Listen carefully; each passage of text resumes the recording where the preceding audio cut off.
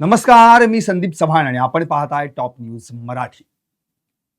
संतोष देशमुख हत्या प्रकरणातील आरोपींचे कबुली जबाब आता उघड व्हायला लागलेत. यामध्ये आरोपी ज्यांनी आपापले कबुली जबाब दिलेले आहेत त्यामध्ये सुदर्शन घुले, जयराम चाटे आणि महेश केदार यांचे जबाब तरी आता सगळ्या महाराष्ट्रासमोर आलेले आहेत. पण यामध्ये प्रत्येकाच्या जबाबाचा जर फॉर्मॅट पाहिला तर तो एक स्टँडर्ड असल्यासारखा आहे, म्हणजे अगदी एकसारखाच. पण त्यामध्ये देखील काही ट्विस्ट आहेत. उदाहरणार्थ जयराम साठे आणि महेश केदार यांनी दिलेल्या जबाबानुसार त्यांनी संतोष देशमुख यांची हत्या का केली तर त्याचं कारण सांगितलंय. कृष्णा आंधळेनं आम्हाला असं सांगितलं होतं की सुग्रीव कराड याच्या सांगण्यावरून संतोष देशमुखांनी सुदर्शन घुले आणि आपल्या पोरांना मारहाण केली, म्हणून आपल्याला त्याचा बदला घ्यायचा आहे, त्याला आपल्याला धडा शिकवायचा आहे. आता जयराम साठे आणि महेश केदार यांच्या जबाबातलं हे जे काही वेगळं वळण या संतोष देशमुख हत्या प्रकरणाला मिळालं ते तर काल महाराष्ट्रानं पाहिलं. नंतर सुग्रीव कराड कोण वगैरे ही बरीचशी चर्चा झाली. नंतर सुरेश धस यांनी तर थेट सुग्रीव कराड याचा काही संबंध नाही असं म्हणून एका वाक्यात विषय मिटवला. पण नंतर या सगळ्या प्रकरणामध्ये जो अत्यंत महत्वाचा जबाब ज्याचा मानला जातो तो जबाब म्हणजे सुदर्शन घुले याचा. आणि या सुदर्शन घुले जो या प्रकरणातला या सगळ्यांचा गँग लीडर आहे, तो जो 3 नंबरचा मुख्य आरोपी आहे, त्याचा जबाब अत्यंत महत्वाचा आहे.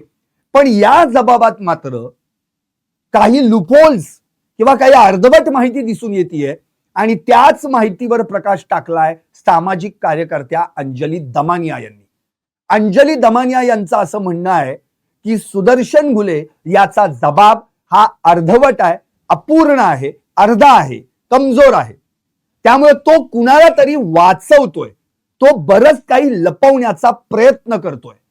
इतकंच नव्हे तर अंजली दमानिया यांनी थेट धनंजय मुंडेंवर आरोप केलाय की हे जे सगळे आरोपी हत्या करून पळून गेले त्यांचे कोऑर्डिनेटर धनंजय मुंडे होते, त्यामुळे त्यांना या प्रकरणामध्ये सहआरोपी करायला हवं असं म्हणत त्यांनी हा मोठा खळबळजनक आरोप केलाय की या सगळ्या प्रकरणामध्ये धनंजय मुंडे हे जे आहेत ते हे सगळ्या आरोपींना कोऑर्डिनेट करत होते. त्यामुळं अंजली दमानिया यांनी सुदर्शन घुले याच्या कबुली जबाबात काय अर्धवट आहे किंवा काय कुठे माहिती कमी राहिली आहे किंवा त्यांनी आतापर्यंत फक्त अपहरण हत्या कशी केली एवढंच जबाबात सांगितलंय. पण पळून गेल्यानंतर अटक होईपर्यंत यातला एकही शब्द त्यांच्या त्याच्या कबुली जबाबात आलेला नाही असं अंजली दमानिया यांनी स्पष्ट म्हटलंय. त्यामुळं सुदर्शन घुलेचा नेमका जबाब कसा आहे ते पहिल्यांदा आपल्याला चेक करावं लागेल. सुदर्शन घुलेचा जबाब जसाच्या तसा पहिल्यांदा आपल्याला ऐकावा लागेल, पाहावा लागेल. म्हणून इथं आता जे मी लाईव्ह करतोय या सगळ्या ज्या माझे प्रेक्षक या टॉप न्यूज मराठीचे आता हे लाईव्ह पाहतायत त्या सगळ्यांना माझी विनंती आहे की अगदी शेवटपर्यंत तुम्ही हे लाईव्ह पहा, कमेंट्स करा, तुम्ही व्यक्त व्हा. सुदर्शन घुले याचा जबाब जसाच्या तसा मी तुमच्या समोर मांडणार आहे आणि मग त्या जबाबात सुदर्शन घुलेनं काही लपवलंय का, काही दडवलंय का किंवा काही वेगळं सांगण्याचा प्रयत्न केलाय, तो कुणाला वाचवतोय का, या सगळ्याच प्रश्नांची उत्तर आपण शोधण्याचा प्रयत्न करणार आहोत. त्यामुळं पहिल्यांदा आपण जबाब ऐकूयात तो म्हणजे सुदर्शन घुले याचा. सुदर्शन घुले यानं नेमका जो जबाब दिलाय तो जसाच्या तसा मी तुमच्या समोर आणणार आहे. यामध्ये खरं तर तुम्हाला माहिती आहे म्हणजे एक स्ट्रॅटेजी असते, नेहमीप्रमाणे एक स्टँडर्ड फॉर्मॅट असतो पोलिसांचा. जबाब घेताना कोणत्याही आरोपीचा त्याला पहिल्यांदा हेच विचारलं जातं की बाबा तुम्हाला जो काही कबुली जबाब द्यायचा आहे त्यापूर्वी तुम्हाला तुमचा वकील किंवा नातेवाईक किंवा मित्र यांचा काही सल्ला घ्यायचा आहे का, तसा असेल तर जरूर सांगावं म्हणून. पण यावेळी जेव्हा सुदर्शन घुलेला हे प्रश्न किंवा हे वाक्य विचारण्यात आलं पोलिसांकडून की बाबा तुला काही कुठल्या वकिलाचा किंवा तुझ्या मित्राचा किंवा नातेवाईकाचा कबुली जबाब देण्यापूर्वी काही सल्ला घ्यायचा आहे का, तर त्यावर सुदर्शन घुलेनं मला काही त्याची गरज नाही असं उत्तर दिलंय. मला काही त्याची गरज नाही असं सुदर्शन घुले म्हणाला. त्यामुळं माझ्या या संपूर्ण लाईव्हचं नावच आहे, हे संपूर्ण जे आता आपण लाईव्ह करतोय, की घुलेचा जबाब अपूर्ण, कुणाला वाचवतोय मुंडे कोऑर्डिनेटर दमान यांचा खळबळजनक आरोप. आता सुदर्शन घुलेला जेव्हा हा प्रश्न करण्यात आला की कुणाला जर तुला सल्ला म्हणून तुम्हाला जर घ्यायचा असेल तर वकील, नातेवाईक किंवा मित्र यापैकी कुणाचाही सल्ला घेऊ शकता आणि मग कबुली जबाब द्या. पण सुदर्शन घुले यानं मला कुणाची गरज नाही असं म्हटलं. खरं तर 164 कलमानुसार हा जबाब जर न्यायदंडाधिकारी किंवा न्यायाधीशांसमोर दिला गेला असेल तर मग तो जबाब कोर्टात ग्राह्य मानला जातो आणि त्यावेळी मग मात्र आरोपी होस्टाईल होऊ शकत नाही, फितूर होऊ शकत नाही, आपल्या जबाबापासून दूर हटू शकत नाही. त्यामुळे आता इथं नेमकी प्रोसेस काय घडलेली आहे याची माहिती खरं म्हणजे अजून येणं अपेक्षित आहे. अर्थात यानंतर त्याला आणखी प्रश्न केला गेला की तुमचा जो कबुली जबाब आहे तो तुम्ही प्रत्यक्ष लिहून देणार आहात का? तर त्यावर तो स्पष्ट म्हणाला की नाही, मी जे सांगेन ते तुम्ही लिहून घ्या. याचाच अर्थ या ठिकाणी आता सुदर्शन घुले हा जबाब द्यायला तयार झालेला आहे. मी सांगतोय तुम्ही लिहून घ्या. आता सुदर्शन घुलेनं जे काही जबाबात सांगितले त्यातले एक एक ओळ आणि ओळ अत्यंत महत्वाची आहे, जी आपल्याला या ठिकाणी समजून घेणं, उमजून घेणं, बघून घेणं अत्यंत गरजेचं आहे. नेमकं यावेळी काय घडलंय, या जबाबामध्ये नेमकं तो काय म्हणालाय याची उत्तर आता आपण या ठिकाणी घेणार आहोत. यामध्ये आरोपी नामे ज्ञानेश्वर उर्फ सुदर्शन घुले म्हणजेच याचं नाव आहे कोण? ज्ञानेश्वर उर्फ सुदर्शन चंद्रभान घुले, वय वर्ष 26, राहणार टाकळी, तालुका केज, जिल्हा बीड. यांना वरील प्रमाणे विचारलेल्या प्रश्नावरून म्हणजे जे काही पोलिसांचा जो स्टँडर्ड फॉर्मॅट असतं त्यानुसार त्यांनी दिलेल्या उत्तरावरून आम्ही समाधानी झालो आहोत असं या कबुली जबाबात शेवटी म्हटण्यात आलेलं आहे. दुसरी गोष्ट, आरोपीस विचार करण्यासाठी 24 तासांचा कालावधी दिला गेला होता. म्हणजे कोणत्याही आरोपीमध्ये घटनेमध्ये, गुन्ह्यामध्ये जेव्हा आरोपीचा कबुली जबाब घेतला जातो तेव्हा त्याला ऑलरेडी 24 तासांचा आधी अवधी दिला जातो. आणि सगळ्यात महत्वाचं म्हणजे कबुली जबाब देणं हे बंधनकारक नसतं, त्यामुळं त्याच्यावर कोणत्याही प्रकारचं बंधन आरोपीवर नसतं. पण मग यावेळी जर या आरोपीनं आपला कबुली जबाब दिला असेल तर मात्र त्याला ही आधी स्पष्ट कल्पना देण्यात येते की जो तुम्ही काही कबुली जबाब देणार आहात तो मात्र मग शेवटी तुमच्या विरोधामध्ये त्या ठिकाणी उपयोगात आणला जाईल, वापरात आणला जाईल, याची देखील तुम्ही खात्री करायची. हे स्पष्टपणे या ठिकाणी पोलिसांच्या त्या स्टँडर्ड फॉर्मॅटमध्ये नमूद केलेलं असतं. आणि मी कुणाच्याही दबावाखाली जबाब देत नाहीये, तो स्वतःहून कबुली जबाब देतोय असं त्याप्रमाणे त्या फॉर्मॅटमध्ये नमूद केलं जातं. आता तो जबाब जो दिलेला आहे तो जबाब नेमका काय सांगतोय हे बघणं अत्यंत महत्वाचं आहे. इथं असं स्पष्ट म्हटलेलं आहे की त्यांनी जे काही आता म्हटलंय की मी टाकळी गाव, तालुका केज, जिल्हा बीड येथे माझी आई संगीता, पत्नी सपना व 2 वर्षांचा मुलगा शिवरुद्र याच्यासह राहतो. तो टाकळीमध्ये राहतोय, आई आहे, पत्नी आहे, एक मुलगा आहे शिवरुद्र नावाचा. आणि व्यवसाय काय करतोय? मी शेती व सीझन नुसार ऊस तोडणीच्या टोळीवर मुकादम म्हणून काम करतो. म्हणजे जेव्हा काही सीझन नुसार जे काही करायचं असेल, बाबा ज्यावेळी ऊस तोडणीचा हंगाम असेल त्यावेळी मात्र मी मुकादम म्हणून टोळीवर काम करतो असं त्यांनी आपल्या कामाचं स्वरूप सांगितलंय. वाल्मिक कराड हे आमच्या वंजारी समाजाचे नेते, त्यामुळे मी त्यांना ओळखतो आणि मी अनेक वेळा त्यांना भेटल्यामुळं ते देखील मला ओळखतात. त्यामुळे वाल्मिक कराड आणि सुदर्शन घुले यांची एकमेकांची ओळख होती हे त्यांनी इथं क्लिअर केलेलं आहे. पुढे विष्णू चाटे यांना लोकसभा निवडणूक 2024 मध्ये राष्ट्रवादी काँग्रेस पार्टी अजित पवार गट केज तालुकाध्यक्षपद मिळाल्यामुळं व मी देखील राष्ट्रवादी काँग्रेस पार्टी अजित पवार गटचा कार्यकर्ता असल्यामुळं विष्णू चाटे व माझी ओळख झाली. आता या ठिकाणी कराड, घुले आणि चाटे यांचं पॉलिटिकल कनेक्शन काय आहे हे क्लिअर झालेलं आहे. म्हणजे वाल्मिक कराड वंजारी समाजाचे नेते आहेत आणि मी त्यांना ओळखतो, अनेकदा मी त्यांना भेटलो त्यामुळे ते देखील मला ओळखतात. शिवाय वाल्मिक कराड ज्या पक्षाचे आहेत त्याच पक्षाचे विष्णू चाटे आणि केजचे तालुकाध्यक्ष हे पद त्यांच्याकडे असल्यामुळं ते देखील मला ओळखतात आणि मी देखील त्यांना ओळखतो आणि आमची भेट झालेली आहे. इथे हे पॉलिटिकल क्लिअर झालं. आता त्यांनी तारखेनुसार सांगितलेलं आहे. आता फार महत्वाचं अत्यंत बारकाईनं आपण हे खरं म्हणजे बघितलं पाहिजे. याच्यात त्यांनी जी तारीख सांगितलेली आहे ती तारीख आहे 8 ऑक्टोबर 2024. म्हणजे जो दुर्गा पूजेचा जो महिना असतो आपण ज्याला म्हणतो नवरात्रोत्सव. तर त्यावेळी काय झालं, 8 ऑक्टोबर 2024 रोजी मी म्हणजे स्वतः सुदर्शन घुले, विष्णू चाटे, वाल्मिक अण्णा कराड आणि आवादा कंपनीचे शिवाजी थोपटे यांच्यासोबत वाल्मिक अण्णा कराड यांच्या परळी येथील जगन्मित्र कार्यालयात एक मीटिंग झाली. त्यावेळी वाल्मिक अण्णांना थोपटे यानं तुम्हाला जर वाल्मिक अण्णांनी थोपटे यांना असं म्हटलं होतं की जर तुम्हाला तुमचा प्लांट सुरू ठेवायचा असेल तर 2 कोटी रुपये द्या, नाहीतर बीड जिल्ह्यात तुम्हाला कुठेही प्लांट सुरू करू देणार नाही अशी धमकी दिली. याचाच अर्थ पहिली खंडणी 8 ऑक्टोबरला या ठिकाणी वाल्मिक कराडनं शिवाजी थोपटे या आवादा कंपनीच्या अधिकाऱ्याकडे मागितली. म्हणजे आतापर्यंत आपल्याला फक्त एवढंच माहित होतं की परळी जगन्मित्र कार्यालयात वाल्मिक कराड, विष्णू चाटे आणि शिवाजी थोपटे होते. पण आता सुदर्शन घुलेच्या जबाबामुळे हे लक्षात आलंय की सुदर्शन घुले देखील त्या ठिकाणी उपस्थित होता. आता पुढची तारीख आहे 29 नोव्हेंबर 2024. या दिवशी काय घडलं, 29 नोव्हेंबर 2024 रोजी 10:30 ते 12:30 च्या सुमारास चाटे यानं मला 2-3 वेळा फोन केले किंवा माझा आणि त्याचं 2-3 वेळा विष्णू चाटेसाठी माझं बोलणं झालं. कधी 29 नोव्हेंबरला, ज्या दिवशीचं सीसीटीव्ही फुटेज केस कार्यालयातील विष्णू चाटे आणि सगळ्या गँगचं आपण अख्ख्या महाराष्ट्रानं पाहिलं होतं.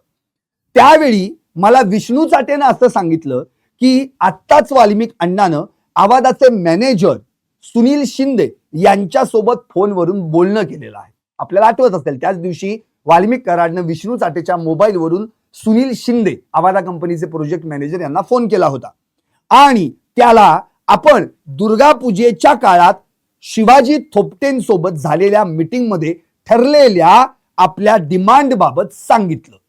म्हणजे शिवाजी थोपटेंना आम्ही 2 कोटींची खंडणीची रक्कम मागितली होती हे सुनील शिंदेंना सांगितलं असं विष्णू चाटेनी सुदर्शन घुलेला सांगितलं.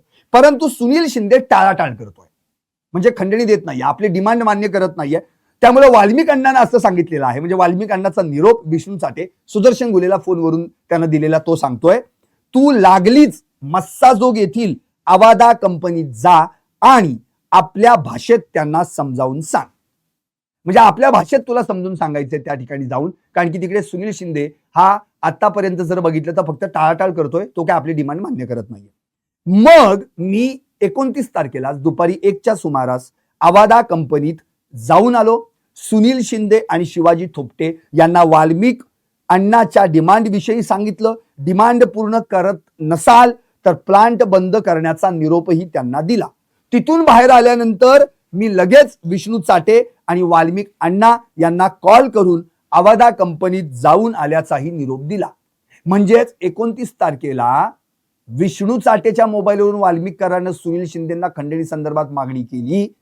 त्यानंतर सुनील शिंदे टाळाटाळ करतोय असं निदर्शनास आल्यानंतर स्वतः वाल्मिक कराडनं विष्णू चाटेकडे निरोप दिला की सुदर्शन घुलेला कंपनीवर पाठव आणि त्याला पुन्हा एकदा आठवण करून दे की तुम्हाला आम्ही केलेली डिमांड पूर्ण करायची आहे.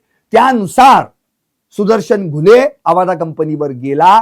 त्या ठिकाणी वाल्मिक कराडनं सांगितलेली 2 कोटींच्या खंडणीची डिमांड जी होती ती पुन्हा एकदा केली आणि तिथून बाहेर पडल्यानंतर पुन्हा वाल्मिक कराड आणि विष्णू चाटेला आपण आवादा कंपनीत गेलो होतो आणि तुमचा निरोप दिला अशी फोनवरून माहिती दिली. नंतर तारीख येते 5 डिसेंबर 2024. आता या दिवशी काय झालं, 5 डिसेंबर 2024 ला विष्णू चाटे यानं संध्याकाळी मला 2-3 वेळा फोन करून सांगितलं की वाल्मिक अण्णानं आवादा येथील कंपनीत जी काही डिमांड अद्यापही पूर्ण झालेली नाहीये, तसंच कंपनीनं कामही बंद केलेलं नाहीये, त्यामुळे तुम्ही कंपनीत जा आणि त्यांना धडा शिकवा आणि काम कायमचं बंद करा. त्यावेळी मी व विष्णू चाटेनं कसा धडा शिकवायचा यावर चर्चा केली आणि दुसऱ्या दिवशी माझ्या साथीदारांना घेऊन मी आवादा कंपनीवर काम बंद पाडण्यासाठी गेलो. म्हणजे 5 डिसेंबरला देखील विष्णू चाटे आणि सुदर्शन घुले यांच्यात फोन कॉल्स झालेले आहेत आणि त्यावेळी वाल्मिक कराड चिडल्याचं दिसून आलंय. त्यांनी अजूनही खंडणी दिलेली नाहीये. आता विष्णू चाटे आणि तू म्हणजे सुदर्शन घुले तुम्ही ठरवा की काय करायचं. एकतर कंपनी बंद पाडा नाहीतर खंडणी घेऊन या. मग विष्णू चाटेनं या सुदर्शन घुले सोबत चर्चा केली काय करायचं ते आणि ठरलं की आता मी आणि माझी मुलं घेऊन पोरं घेऊन आवादा कंपनीवर जातो आणि कंपनी बंद करून टाकतो. त्यामुळं 6 डिसेंबरला म्हणजेच पुढच्या तारखेला सुदर्शन घुले याच्यासोबत सुधीर सांगळे, प्रतीक घुले हे तिघे जण आवादा कंपनीत गेले. म्हणजे त्यांनी असं सांगितलं मी, प्रतीक घुले, सुधीर सांगळे आम्ही सगळे आवादा कंपनीवर गेलो. तेथं गेटवर एक गार्ड होता. तो गार्ड आम्हाला आत सोडत नव्हता म्हणून त्याला धमकावून मारहाण करून आम्ही दहशत निर्माण केली आणि कुणाला या आत येऊ देणार नाही व बाहेर जाऊ देणार नाही असं धमकावून सांगितलं. मग आत गेल्यावर त्यावेळी देखील 12:30च्या दरम्यान वाल्मिक अण्णांनी फोनवरून बोलणी केली.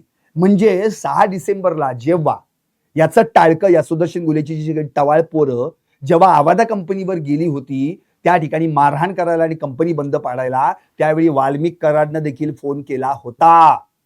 आणि हाच वाल्मिक कराड काय म्हणत होता शरण येण्यापूर्वी माझा आणि त्या खंडणी प्रकरणाशी काही संबंध नाहीये. स्वतः फोन केला होता आणि बोलणं झालं होतं. आता त्यावेळी सुधीर सांगळे आणि प्रतीक घुले हे गेटवर थांबले आणि तेथील गार्डला अडवून धरलं. परंतु थोड्याच वेळात मस्साजोग येथील ग्रामस्थ आणि सरपंच संतोष देशमुख त्या ठिकाणी आले आणि त्यांनी आम्हाला कंपनी बंद करू नका, गावकऱ्यांना रोजगार मिळू द्या असं म्हणून मारहाण केली. मग आम्ही त्यांना मारहाण केली आणि त्यावर आमच्यावर पोलीस ठाण्या केज येथे गुन्हा दाखल झाला. म्हणजे 6 डिसेंबरला जो काय प्रकार घडला तो सगळा प्रकार या ठिकाणी सुदर्शन घुलेनं आपल्या जबाबात दिलाय. पुढं त्यानंतर 7 तारीख उजाडली. 7 तारखेला आपल्याला आठवत असेल या सगळ्या केस पोलिसांनी 6 डिसेंबरला गुन्हा दाखल करण्याच्या ऐवजी तो गुन्हा तर दाखल केलाच नाही, काहीतरी किरकोळ कारकोळ केला. जातीवाचक शिवीगाळ अॅट्रॉसिटीचा गुन्हा दाखल केला नाही, जीवे मारण्याचा प्रयत्न, मारहाणीचा प्रयत्न, धमकीचा प्रयत्न, खंडणीचा प्रयत्न कुठलाही गुन्हा दाखल केला नाही, अगदी किरकोळ कारकोळ केला. आणि 7 तारखेला पहाटे यांना अटक दाखवली आणि नंतर यांना जामीन झालाय. 7 तारखेला जामीन झालाय. म्हणजे आपल्याला आठवत असेल तो बालाजी तांदळे जो सांगतोय की मी जर जामीन दिला असेल तर या प्रकरणातला मुख्य आरोपी नंबर 1 व्हायला तयार आहे. मग यांना त्या दिवशी जामीन दिला कुणी हा प्रश्न या ठिकाणी उपस्थित होतो. याचाच अर्थ या ठिकाणी यांना जामीन देण्यात आला आणि त्याच रात्री 8 वाजता सुदर्शन घुलेनं वाल्मिक कराडला फोन केला होता आणि 6 डिसेंबरला जे काही घडलं तो सगळा प्रकार सांगितला होता. त्यामुळं 7 तारखेला जामीन झाल्यावर रात्री 8च्या सुमारास वाल्मिक कराडला मी फोन करून 6 तारखेला जे काही घडलं त्याविषयी माहिती दिली. त्यानंतर वाल्मिक अण्णानं असं सांगितलं की जे काही झालंय ते चांगलं झालं नाही. असं जर जो तो उठेल आणि आपल्या आड येत असेल तर आपण भिकेला लागू. असंच होत राहिलं तर कोणतीही कंपनी आपल्याला पैसा देणार नाही. आता जो कोणी आड आला असेल त्याला आडवा करावाच लागेल. कामाला लागा, विष्णू चाटेशी बोलून घ्या व तो तुम्हाला मदत करेल असं वाल्मिक अण्णानं आपल्याला सांगितल्याचं सुदर्शन घुलेनं जबाबात म्हटलंय. त्यानंतर थोड्या वेळानं विष्णू चाटेला सुदर्शन घुलेनं फोन केला आणि वाल्मिक अण्णाशी माझं काय बोलणं झालं ते मी त्यांना सांगितलं. मग थोडा वेळ चर्चा झाली आणि त्यावर त्या विष्णू चाटेनं मला सांगितलं की ठीक आहे मी आता बाहेर आहे, उद्या येतो, त्यानंतर कुठंतरी बसून आपण या विषयावर बोलू. म्हणजेच काय 6 डिसेंबरला जी मारहाण झाली त्याचा गुन्हा नोंद न करता 7 तारखेला पहाटे फक्त अटक दाखवण्यात आली काहीतरी किरकोळ गुन्ह्याखाली आणि त्याच दिवशी यांचा जामीन झाला. हे बाहेर आले आणि सुदर्शन घुलेनी वाल्मिक कराड आणि विष्णू चाटेशी संपर्क केला. यानंतर तारीख उजाडतीये ती 8 डिसेंबरची. आता या 8 डिसेंबरला काय घडलं? 8 डिसेंबरला मी आणि विष्णू चाटे नांदूर फाटा येथील हॉटेल तिरंगा धाब्यावर भेटलो आणि त्याच ठिकाणी संतोष देशमुख यांच्या हत्येचा कट शिजला हे आपल्या सगळ्यांना माहिती आहे. मग काय झालं? मग मी, कृष्णा आंधळे, प्रतीक घुले, सुधीर सांगळे असे एकत्र आलो आणि सरपंचाला उचलण्याचा प्लॅन आखला. त्यासाठी धारूर येथे गेलो आणि तिथून महेश केदार, जयराम चाटे यांना देखील मदतीसाठी बोलवून घेतलं. म्हणजे 6 डिसेंबरला हे दोघे जण यांच्या सोबत नव्हते. हे डायरेक्ट ओपन झाले ते डायरेक्ट 9 डिसेंबरलाच. नंतर कृष्णा आंधळेनं एक स्विफ्ट गाडी भाड्यानं आणली. मी कृष्णा आंधळे, प्रतीक घुले, सुधीर सांगळे यांना सांगितलं की वाल्मिक अण्णाचा निरोप आहे, आपल्याला जर कोणी आडवा येत असेल तर आपली दहशत कमी होईल, आपल्याला कोण विचारणार नाही, आपल्याला कुणी पैसे देणार नाही, त्यामुळं आपल्याला सरपंचाला धडा शिकवायचा आहे. म्हणजे हे सुदर्शन घुलेनी हे प्रतीक घुले, कृष्णा आंधळे आणि सुधीर सांगेंना सांगितलं. त्यानंतर मी कृष्णा आंधळेला सांगितलं की तू महेश केदार आणि जयराम चाटेला सुद्धा हे जाऊन सांग. मग काय झालं, 9 तारीख उजाडली. 9 तारीख म्हणजे संतोष देशमुख यांच्या प्रत्यक्ष अपहरणाची आणि हत्येची तारीख. या दिवशी दुपारी, आता फार महत्वाचा आहे हा जबाब, फार महत्वाचा आहे, अगदी शेवटच्या टप्प्यात आहोत आपण. दुपारी 3च्या सुमारास आम्ही म्हणजे हे सगळे गंगा माऊली साखर कारखाना येथून केज तालुका बीड, केज जिल्हा बीड लातूर म्हणजे केज बीड लातूर रस्त्यावर येऊन थांबलो. बघा म्हणजे कसं, आता अपहरण कसं केलं प्रत्यक्षात सांगितलेलं आहे. काय केलं, मी आणि माझी सगळी पोरं म्हणजे त्यात कृष्णा आंधळे, सुधीर सांगळे, जयराम चाटे, महेश केदार हे सगळे आम्ही, प्रतीक घुले जमलो एकत्र. कुठं, गंगा माऊली साखर कारखाना येथून केज बीड लातूर रस्त्यावर येऊन थांबलो. मी सरपंचाची गाडी टोल नाक्यावर दिसल्यावर प्रतीक घुले आणि सुधीर सांगळे यांना आपल्या स्कॉर्पिओनं त्या गाडीला अडवण्यास सांगितलं. म्हणजेच काय, ब्लॅक स्कॉर्पिओ या सुदर्शन घुलेची, आणि सुदर्शन घुले त्या गाडीत नव्हता सुरुवातीला अपहरणाच्या आधी. त्या गाडीत कोण होतं, प्रतीक घुले, सुधीर सांगळे, मी, कृष्णा आंधळे, जयराम चाटे व महेश केदार कृष्णानं आणलेल्या स्विफ्ट मध्ये बसून सरपंच येण्याची वाट पाहत रस्त्यावर थांबलो. म्हणजेच कृष्णा आंधळे, सुदर्शन घुलेची जी गाडी आहे स्कॉर्पिओ, त्या गाडीमध्ये दोघं होते, प्रतीक घुले आणि सुधीर सांगळे. आणि कृष्णा आंधळेनं जी भाड्यानं स्विफ्ट कार आणली होती त्यामध्ये कोण कोण होतं, तर त्यामध्ये स्वतः सुदर्शन घुले, कृष्णा आंधळे, जयराम चाटे आणि महेश केदार. त्यावेळी कृष्णानं जयराम चाटे आणि महेश केदार यांना वाल्मिक अण्णांनी जो निरोप दिलाय, सरपंचाला धडा शिकवायचा आहे, तो निरोप त्यांना दिला. आता सरपंचाची कार येताना दिसताच मी स्विफ्ट गाडी त्यांच्या इंडिगो कारच्या पाठीमागे घेतली आणि तिथूनच जवळ असलेल्या उमरी टोल नाक्यावर सरपंचाची गाडी पोचताच प्रतीक घुलेनं तो जो स्कॉर्पिओ चालवत होता माझी गाडी, ती स्कॉर्पिओ गाडी सरपंचाच्या इंडिगो गाडीला समोरून आडवी घातली. म्हणजेच गाडी स्कॉर्पिओ सुदर्शन घुलेची चालवत होता प्रतीक घुले, तो समोरून आला आणि सरपंचाच्या गाडी समोर त्याची गाडी उभी केली.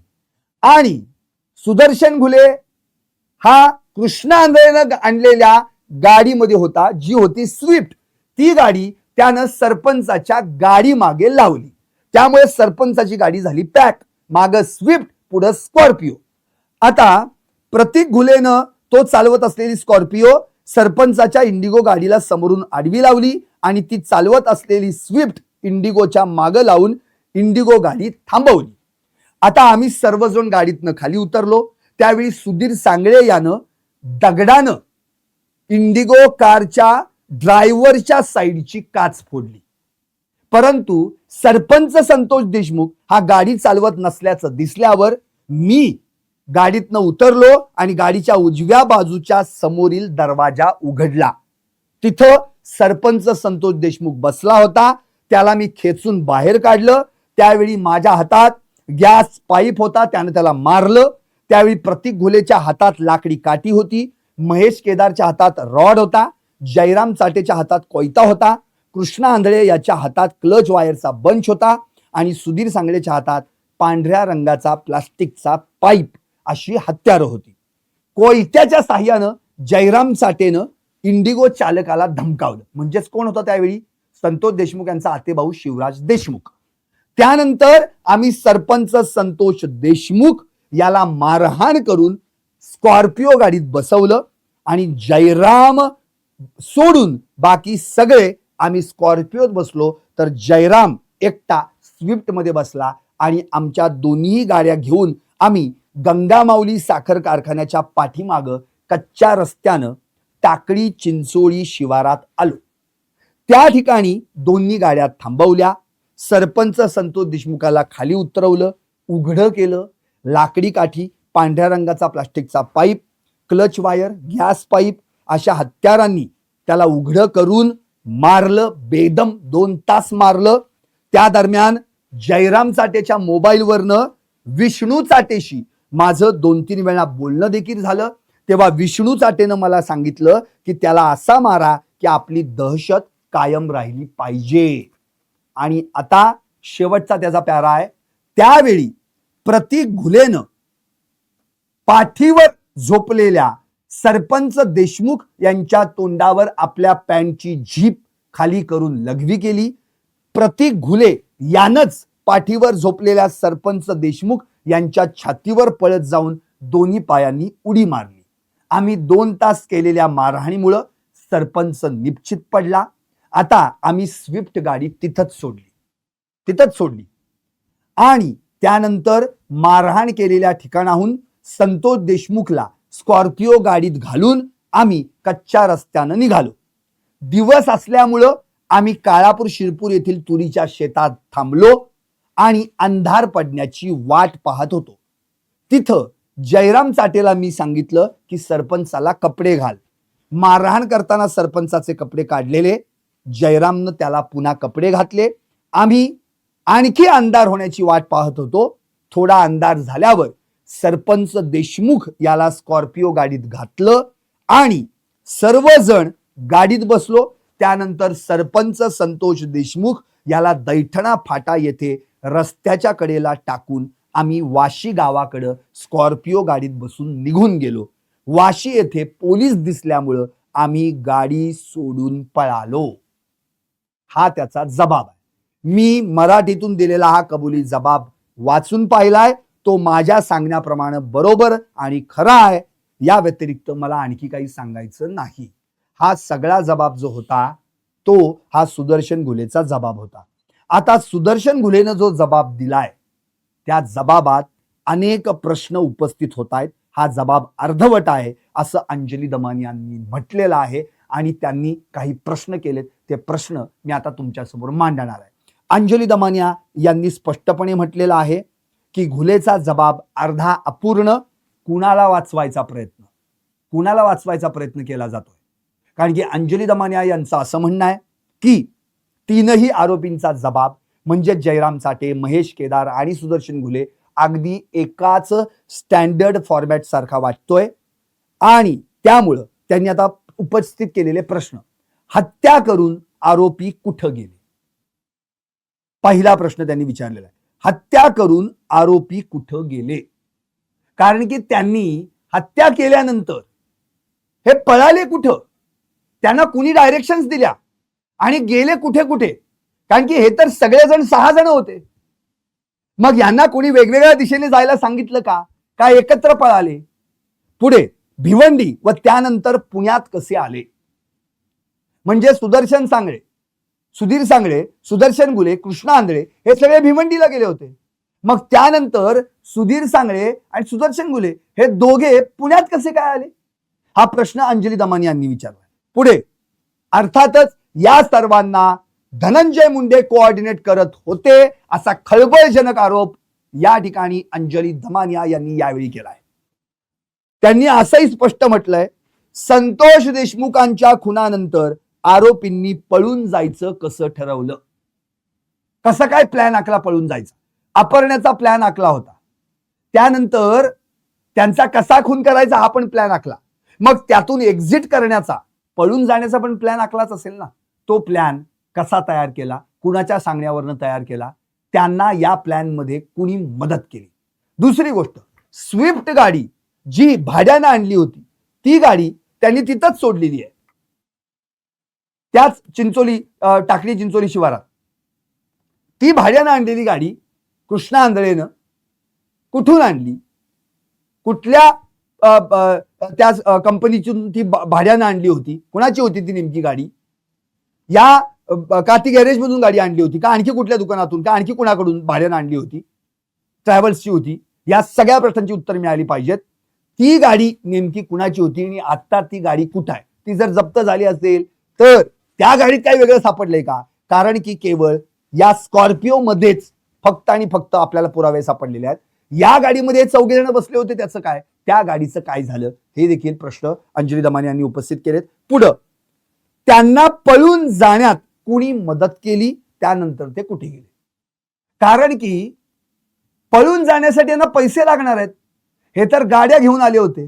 स्कॉर्पिओ पण त्यांनी वाशीला सोडली, स्विफ्ट आधीच सोडून दिली होती, म्हणजे यांच्याकडे गाडी नव्हती. मग हे पळाले कसे? बसनी गेले, ट्रॅक्टरनी गेले, ट्रकनी गेले, हेलिकॉप्टरनी गेले, विमानाने गेले, आणखी कशाने गेले? का बोटीने गेले? गेले कशाने? बरे जाण्यासाठी आणि एवढे दिवस फरार राहण्यासाठी यांच्याकडे एवढे पैसे आले कुठून? कारण की सर्वात आधी सापडलाय जयराम चाटे, नंतर महेश केदार, प्रतीक घुले, नंतर विष्णू चाटे, मग 4 जानेवारीला सुदर्शन घुले आणि सुधीर सांगळे. वाल्मिक कराड तर शरण आला 31 डिसेंबरला. कृष्णा आंधळे सापडलाच नाहीये. त्यामुळे सुदर्शन घुले, सुधीर सांगळे आणि कृष्णा आंधळे जे इतके दिवस फरार होते, यांना पळून जाण्यात मदत कुणी केली? यांना कुणी पैशांची रसद पुरवली? ते ट्रान्झॅक्शन कुणी केलं? त्यांच्या मोबाईलवरून ट्रान्झॅक्शन झालंय याचाच अर्थ त्यांच्याकडे कुठल्या तरी नावावरून पैसे आले असतील. ते पैसे कुणी पाठवले? ते माणसं कोण होतं? आता आणखी पुढे या आरोपींसोबत कृष्णा आंधळे कधीपर्यंत होता? आणि हे आधी भिवंडीला गेले, नंतर पुण्याला आले. त्याच्या आधी कुठेतरी कळते गुजरातला पण गेले होते गिरनार पर्वतावर. पण जे भिवंडीला हे तिघे एकत्र होते, मग कृष्णा आंधळे कुठपर्यंत होता? का यांनी कृष्णा आंधळे सोबत काय केलं बरं वाईट, याचं देखील उत्तर मिळालं पाहिजे. ते सर्वजण कुणाच्या सांगण्यावरनं पळाले? सुधीर सांगळे, सुदर्शन घुले, कृष्णा आंधळे जे अटकच होत नव्हते, फरार होते. हे जे तिघे, आता कृष्णा आंधळे अजूनही फरार आहे. मग हे तिघे कुणाच्या सांगण्यावरनं इकडे तिकडे जात होते, पळत होते? यांना कोण पैसे पुरवत होतं? कृष्णा आंधळे त्यांच्या सोबत असताना त्याला त्यांच्यापासून दूर कसं काय केलं? का त्याचं काही वेगळं झालेलं आहे? या काळात त्यांचं वाल्मिक कराडशी काही बोलणं झालं होतं का नाही, हे पण स्पष्ट व्हायला पाहिजे. कारण की वाल्मिक कराड मुळातच 31 डिसेंबरला शरण आलेला आहे. याचाच अर्थ 31 डिसेंबर पर्यंत, तो शरण येईपर्यंत सुदर्शन घुले, सुधीर सांगळे, कृष्णा आंधळे फरारच होते. त्यामुळे त्या दरम्यान त्यांची काही सेटिंग झाली आहे का? बोलणं झालंय का? धनंजय मुंडेंनी या आरोपींना काही मदत केली आहे का? असा देखील सुदर्शन घुले, अंजली दमाने यांनी सवाल केलेला आहे. धनंजय मुंडे हे त्या काळात तर मंत्री होते. 15 डिसेंबर ते वाल्मिक कराड अटक होईपर्यंत जर विचार केला तर मंत्री होते. शिवाय त्यानंतर पण सुधीर घुले, सुधीर सांगळे आणि सुदर्शन घुले सापडेपर्यंत, म्हणजे 4 जानेवारीपर्यंत मंत्री आहेत. कृष्णा आंधळे हे तर आता 79 दिवसांनी त्यांनी राजीनामा दिलेला, 4 मार्चला. ऑलरेडी कृष्णा आंधळे अजूनही फरार आहे. ते पुण्यात कसे आले? त्यांना कुणी यायला सांगितलं? जे भिवंडीत होते ते पुण्यातल्या बालेवाडी परिसरात कसे काय सापडले? रांजणगावला याच्या आधी ऑलरेडीच महेश केदार सापडला. म्हणजे प्रश्न हा पडतो, हे पुण्याच्याच आसपास का सापडले? वाल्मिक कराड शरण पण पुण्यातच आला. नंतर ते कुठे कुठे पळाले? भिवंडीला किती दिवस होते आणि त्यांना पैसे कुणी पोचवले? कारण की इतके दिवस भिवंडीत जर ते राहिले असतील तर त्यांना पैसे तर लागणार आहेत ना. हे पैसे पुरवले कुणी? दुसरी गोष्ट, सिद्धार्थ सोनवणे वेगळा कसा व कधी झाला? एक तर मुळातच सिद्धार्थ सोनवणे यानं संतोष देशमुख यांचं 9 तारखेचं लोकेशन सांगितलं होतं, टिप दिली होती, टिपर म्हणून होता हा मस्सा जोगचाच आहे. मग यानं यांच्यासोबतच पळ काढला का? जो सिद्धार्थ सोनवणे कुठे मध्ये नावही नव्हतं, तो डायरेक्ट यांच्यासोबतच अटक झाला. पण अटक झाला भलतीकडेच, एक कल्याणला एका मोकळ्या पटांगणात, त्या ठिकाणी त्याला पकडण्यात आलं. मग तो तिथे कसा काय गेला? तो यांच्याशी कसा काय कनेक्ट झाला? डॉक्टर वायबसे यानं कुणाच्या सांगण्यावरनं यांना पैसे पोचवले? वायबसे यांचं कनेक्शन काय आहे? का वायबसे आणि विष्णू चाटे आणि वाल्मिक कराड यांचं कनेक्शन होतं आणि वायबसेला यांना पैसे पुरवायला सांगण्यात आलं. त्यामुळे वायबसेचं कनेक्शन काय हे देखील कळलं पाहिजे. आणि सगळ्यात शेवटचा प्रश्न, पळून गेल्यानंतर ते अटक होईपर्यंत या दरम्यानची कुठलीही माहिती या जबाबतच नाहीये. या जबाबत फक्त अपहरण आणि त्यानंतर झालेली हत्या एवढीच माहिती आहे. सुदर्शन घुले यांना आम्ही कसं अपहरण केलं, कुठली शस्त्र वापरली, कशी हत्या केली, कुठं मृतदेह टाकून गेला आणि पळालो. पण पळून गेल्यानंतर अटक होईपर्यंत काय झालं, कुणाच्या संपर्कात होता, कुणी पैसे पुरवले तुम्हाला, कुठं कुठे राहिलात, या सगळ्या प्रश्नांची उत्तरं अजूनही निरुत्तरित आहेत. ती मिळतच नाहीयेत. याचा कुठेही कबुली जबाबात नोंद नाहीये. ती माहिती कोण देणार? याच दरम्यान वाल्मिकरांशी कॉन्टॅक्ट झाला का? धनंजय मुंडेंकडून काही मदत झाली का? या दरम्यान विष्णू चाटेने तुम्हाला काही पुरवलंय का? या सगळ्या प्रश्नांची उत्तरं मिळाली पाहिजेत, पण त्या प्रश्नांची उत्तरं या ठिकाणी मिळत नाहीयेत असं थेट अंजली दमानिया यांनी म्हटलेलं आहे. त्यामुळे या सगळ्या प्रकरणात आता त्यांनी एक शेवटचा मुद्दा मांडलेला आहे, तो फार महत्वाचा. तो म्हणजे एकतर मुळात आवादा कंपनीकडे 8 ऑक्टोबर पासून खंडणी मागण्यात आलेली नाहीये. 28 मे पासून खंडणी मागण्यात येईल. त्याचा पहिला FIR 29 मे ला दाखल झालाय. 28 मे, ऑक्टोबर कुठे आणि मे कुठे, 5वा महिना कुठे आणि 10वा महिना कुठे? 5 महिन्या आधीच आवादा कंपनीकडे खंडणी मागण्यात आली होती. त्यावेळी कर्मचाऱ्यांचं अपहरण करून हातपाय तोडी अशी धमकी देऊन त्यांच्याकडे खंडणी मागण्यात आली. पण पोलीस मध्ये आल्यामुळं हा सगळा आरोपींनी पळ काढला आणि डाव फसला. त्यानंतर धनंजय मुंडे यांच्या परळीतील जगनमित्र कार्यालयात देखील 14 जूनला मीटिंग झाली होती. सुरेश धस यांनी सांगितलं होतं खंडणी संदर्भात मीटिंग होती. त्यानंतर 19 जूनला मुंबईतील धनंजय मुंडे यांच्या शासकीय निवासस्थानी 19 जूनला देखील मीटिंग झाली होती. त्या ठिकाणी खंडणीची डील ठरली होती असं देखील धस यांनी सांगितलं. आणि मग 8 ऑक्टोबरला पुन्हा परळी येथील जगमित्र कार्यालयामध्ये वाल्मिक कराड, सुदर्शन घुले, विष्णू चाटे आणि आवादा कंपनीचा अधिकारी शिवाजी थोपटे यांची मीटिंग झाली. त्यामुळे 8 ऑक्टोबरच्या आधी बरेच प्रयत्न आवादा कंपनीकडे खंडणी मागण्यासाठी केले गेलेले आहेत. तरी चार्जशीट मध्ये मात्र 8 ऑक्टोबर पासूनचाच उल्लेख आहे, त्याच्या आधीचा उल्लेख चार्जशीट मध्ये कुठेच नाहीये. दुसरी गोष्ट, ज्यावेळी शिवराज देशमुख स्वतः प्रत्यक्षदर्शी साक्षीदार आय विटनेस सांगायला गेलाय की बाबा इकडे संतोष देशमुख यांचं अपहरण झालेलं आहे, तुम्ही फिर्याद नोंदवून घ्या, त्यांना 3.5 तास बाहेर पोलीस ठाण्याबाहेर बसवण्यात आलं. त्यांची फिर्याद दाखल करण्यात आली नाही. फक्त पोलिसांनी टाइमपास केला, वेळ वाया घालवला. कायदा बदलला असल्यानं पुस्तक वाचून कलम लिहावी लागतात आणि तक्रार हळूहळू लिहावी लागते अशी त्यांना उत्तर देण्यात आली. शिवाय सगळं GPRS सिस्टम आहे, आरोपींचे मोबाईल ट्रेस करता येऊ शकतात, टॉवर लोकेशन ट्रेस करता येऊ शकतं, पण याच्यातलं त्यांनी काही केलेलं नाही. त्यामुळे त्या पोलीस स्टेशनचे त्या दिवशीचे जे PI होते प्रशांत महाजन आणि बनसोडे नावाचे अधिकारी यांना पहिल्यांदा या प्रकरणात सहआरोपी करा अशी मागणी देखील अंजली दमानिया यांनी केलेली आहे. त्यामुळं या कटात हे पोलीस देखील सहभागी होते असा देखील आरोप त्यांनी केलेला आहे. शिवाय यांच्यासोबत आणखी 10 पोलिसांची यादी आहे. ते कधी सहआरोपी होणार? पण हेच पोलीस न्यायाधीश यांच्यासोबत होळीचे रंग खेळताना दिसलेत, पण यांना इकडे सहआरोपी करत नाहीत असा सवाल अंजली दमानिया यांनी केलेला आहे. आणि आता अगदी शेवटचा अंजली दमानियांचा मुद्दा, तो फार महत्वाचा. आरोपी सुदर्शन घुले याचं स्टेटमेंट अर्धवट आहे. गुन्हा कसा घडला, हत्या करून कुठे गेले, भिवंडी व त्यानंतर पुण्यात कसे आले, या सर्वांना धनंजय मुंडे कोऑर्डिनेट करत होते असा खळबळजनक आरोप त्यांनी केलाय. त्यामुळं या सगळ्या गोष्टी व्हॉट्सअप चॅटवर असून त्यांना सहआरोपी केल्यास पुरावे समोर येतील, पण त्यांना वाचवलं जातंय. शिवाय तिघांचा जबाब एकसारखाच आहे असं स्पष्टपणे या ठिकाणी अंजली दमानिया यांनी म्हटलेलं आहे.